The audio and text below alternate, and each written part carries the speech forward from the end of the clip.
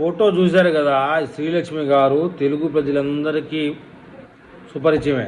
విషయం ఏంటంటే ఈమె సస్పెండ్లో ఉన్నారు 2 ఏళ్ళు.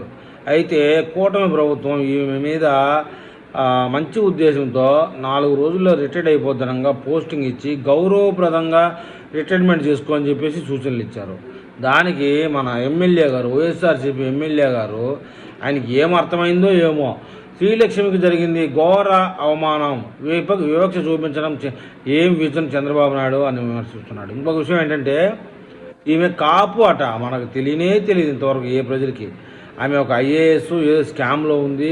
ఇటీవల కోర్టు కూడా క్లీన్ చిట్ ఇచ్చినట్టుగా చెప్తూ ఉన్నారు. విషయం అయితే పూర్తిగా తెలియదు. కానీ కాపు వర్గానికి చెందిన ఐఏఎస్ అధికారి శ్రీలక్ష్మి గారికి జరిగిన ఘోర అవమానం అంటూ ఎమ్మెల్యే గారు మాట్లాడుతున్నారు.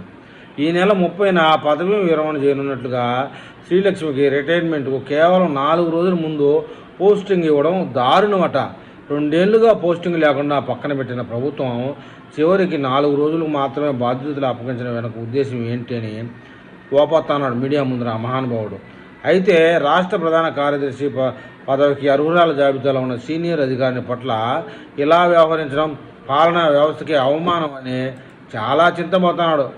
దీనిగా ఏపీ ప్రజలు ఏం చెప్తున్నారంటే, నువ్వు ఏం నిద్రపోతున్నావా మహాశయ, ఇంతకాలము వైఎస్ఆర్సీపీ హయాంలో నిమ్మగడ్డ రమేష్ గారికి, ఏబీ వెంకటేశ్వరరావు గారికి టార్చర్ పెట్టినప్పుడు జగన్మోహన్ రెడ్డి మీరు చూస్తూ ఉన్నారా, మీరు ఆంధ్రాలో లేరా, అమెరికాలో ఉన్నారా మీరు అని హితవు పలుకుతున్నారండి.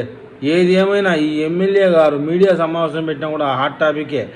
ఏమీ తెలియదు, సబ్జెక్ట్ ఉండదు, గుజ్జు ఉండదు, ఏమీ ఉండదు, రావడం అప్పుడే ఫ్రెష్గా నిద్రలేసిన మాదిరి మాట్లాడడం. అదే గురుగింజ నలుపేరకుండా అని అంటూ సామెత అలాగా ఉంటుంది మన ఎమ్మెల్యే గారితో. ఇది విషయం అండి. శ్రీలక్ష్మి గారికి 4 రోజుల ముందు పోస్టింగ్ ఇవ్వడం కూడా తెలుగు ప్రజలకు ఎవరికి ఇష్టం లే. ఆమె ఏంటంటే రాజశేఖర రెడ్డి హయాంలో ప్రభుత్వ పదవి కాకుండా ఆమె రాజకీయ పదవులు అంటగాగింది. అందువల్ల ఇప్పుడు మన కూటమి ప్రభుత్వంలో ఏదేమైనా దాన్ని పరిగణలోకి తీసుకోకుండా గౌరవప్రదంగా ఆమె రిటైర్మెంట్ కావడం కోసం చేసిన ప్రయత్నం మన వైసీపీ ఎమ్మెల్యే గారికి నచ్చలేదు మరి.